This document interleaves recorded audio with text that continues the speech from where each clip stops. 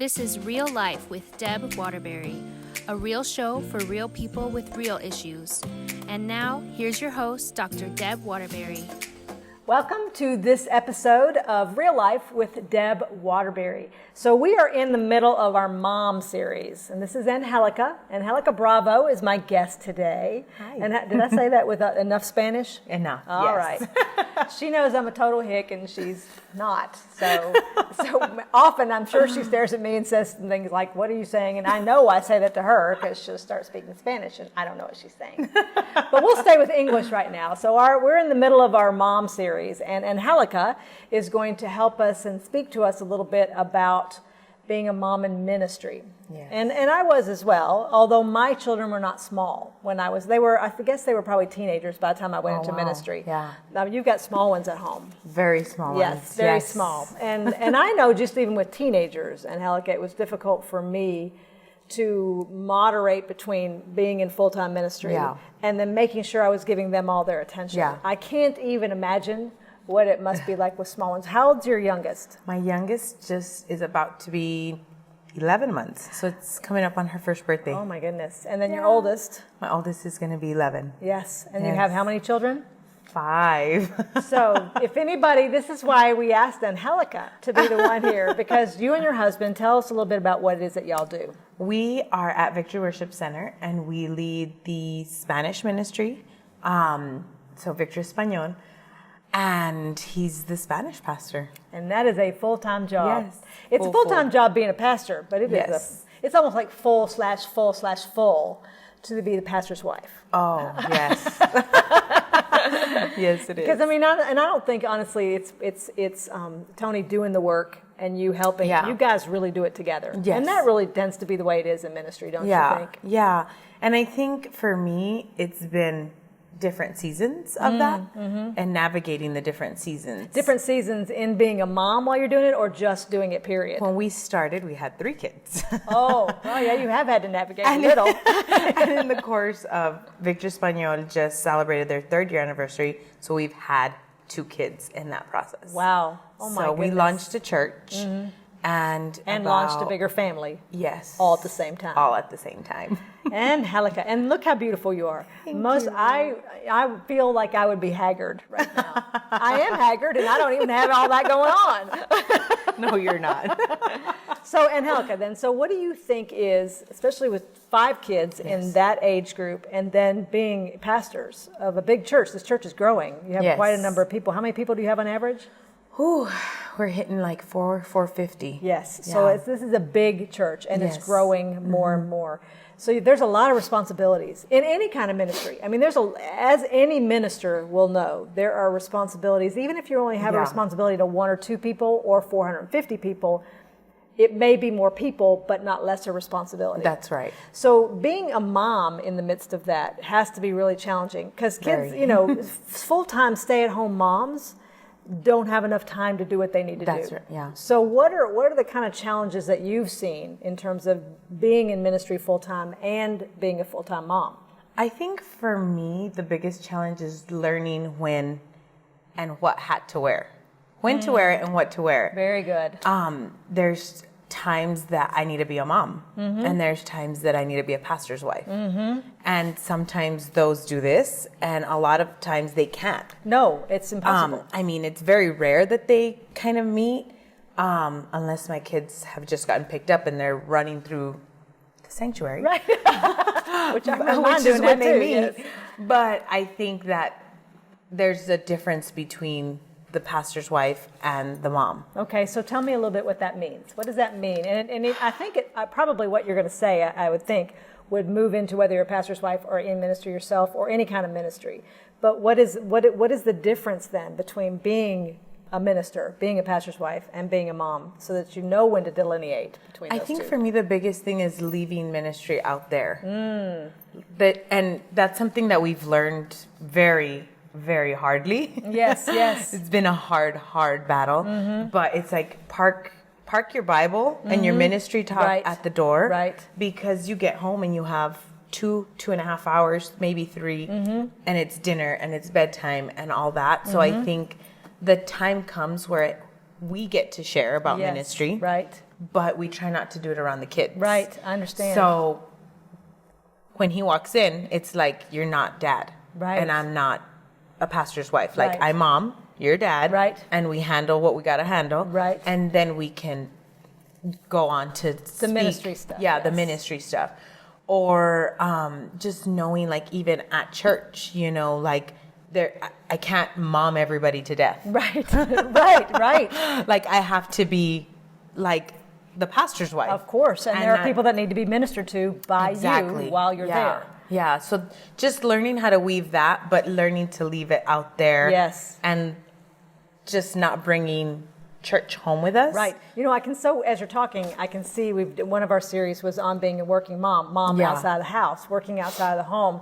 There's a lot of similarities there. Yeah. Because a lot of that balance that we spoke of during that episode was learning to not bring your job home. Yeah. And understanding when you need to be mom and when you are in your job. I think maybe one of the biggest differences between being a mom working outside the home and being a mom working in ministry and at that time is that ministry, as any of us that know that do it, really does overlap.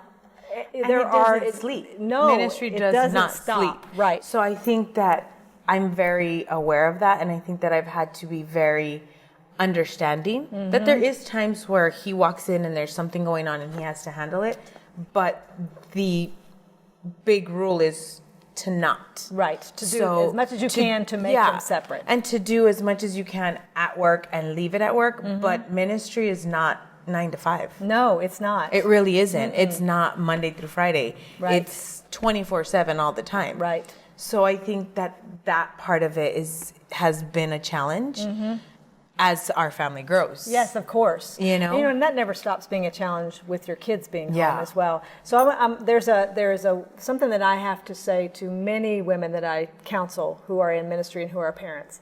And when I say this, what I want you to do is be able to comment to what this is. Okay, so what I see as an issue, and it has been for me, and it is for, I think, anybody in ministry, is that hierarchy of importance. So we have, we know that it's God first, husband, children.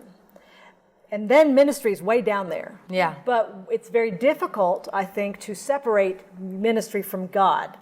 And so often what ends up happening is it's God, ministry, husband, and children. Yes. And then it's completely out of whack. Ministry is not the same as God.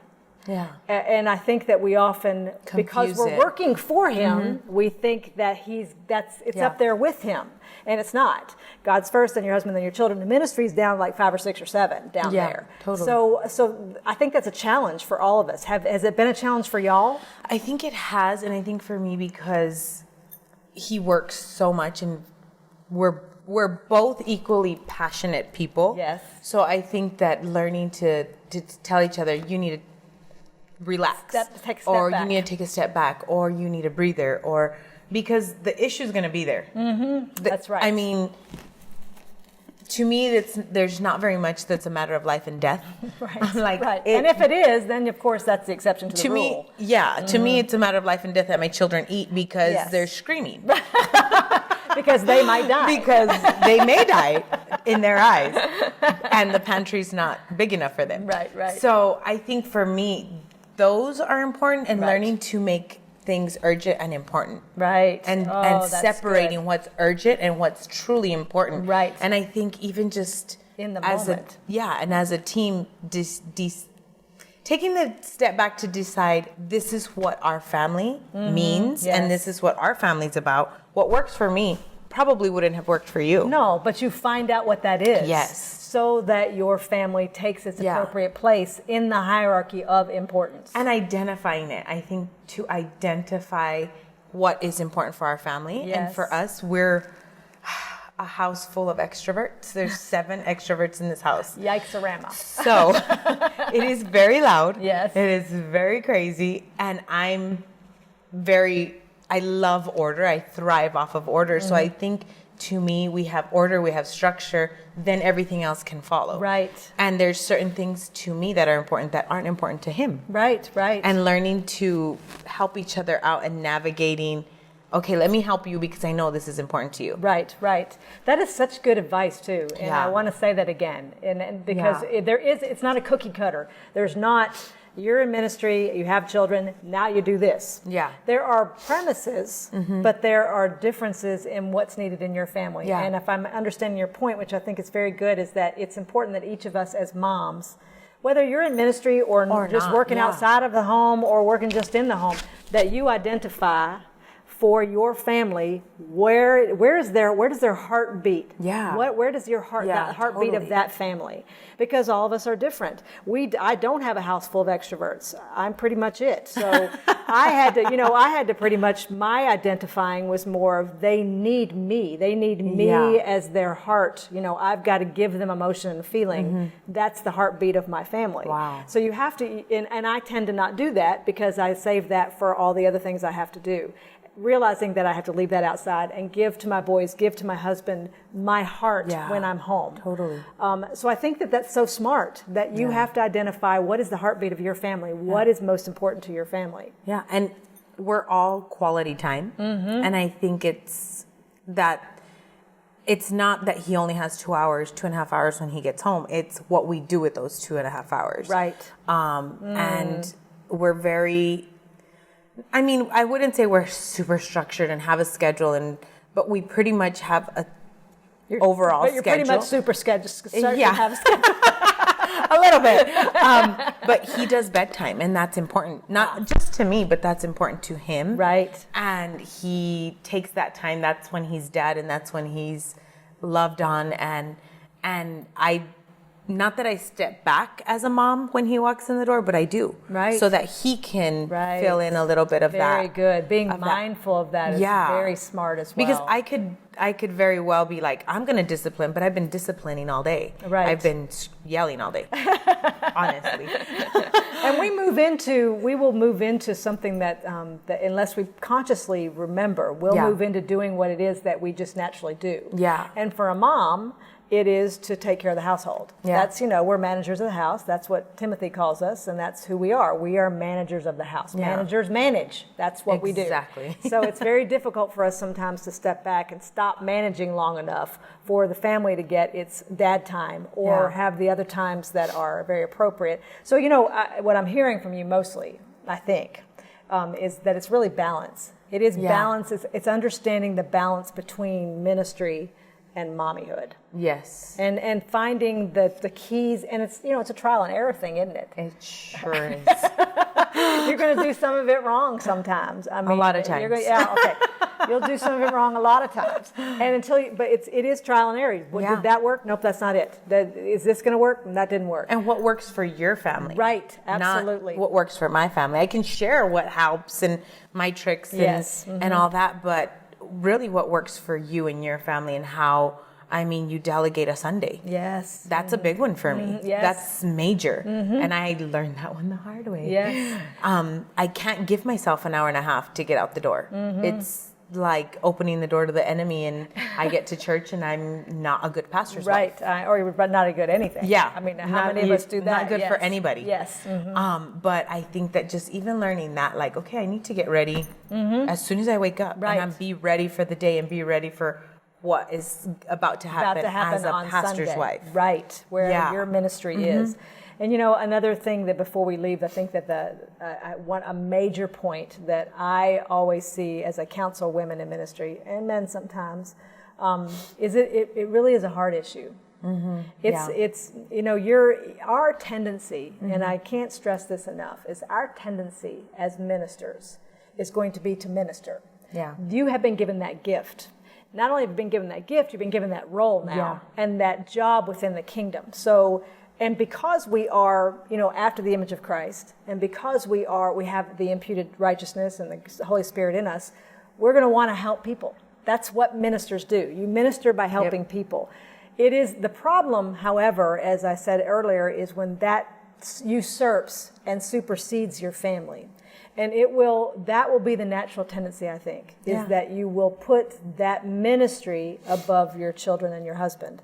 And so it's really about your heart understanding and being ready for that in case you're doing it. And if you see the signs that you're doing it, And then being so mindful and so purposeful that you are going to identify what is important to my family, what makes my family tick, where's the heartbeat there. You are being purposefully moving toward that which will keep you from usurping and twisting that hierarchy. And I think for me also, it's guarding my marriage because it is God first, and then my husband. Yes. So if we're not good, right, the kids are not good. Kids aren't good. No. So if me as a mother, I have to make sure that I step back and say, okay, I need to be a wife as well. So good. So, and I think that just learning, there's so many hats on the table.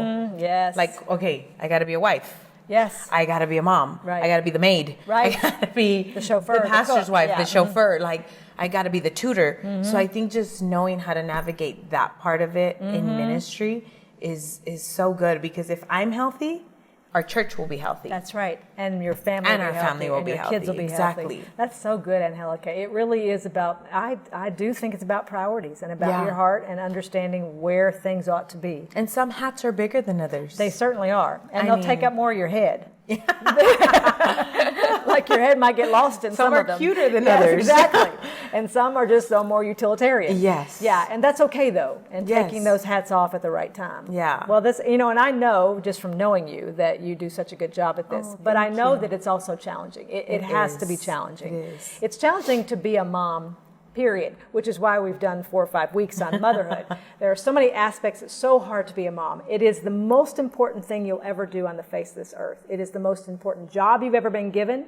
No matter what God asks of you, the most important thing he's given you to do is to make kingdom builders out of those children. That's those kids are not yours. And to me, that is exactly the reason why we do what we do. Right. But my kids need to be in ministry in some way, or serving or doing, because I feel like, what is the purpose if we gain the whole congregation? Absolutely. And our kids are running amok? Because that was your first job. Yes. Your first job was to have them.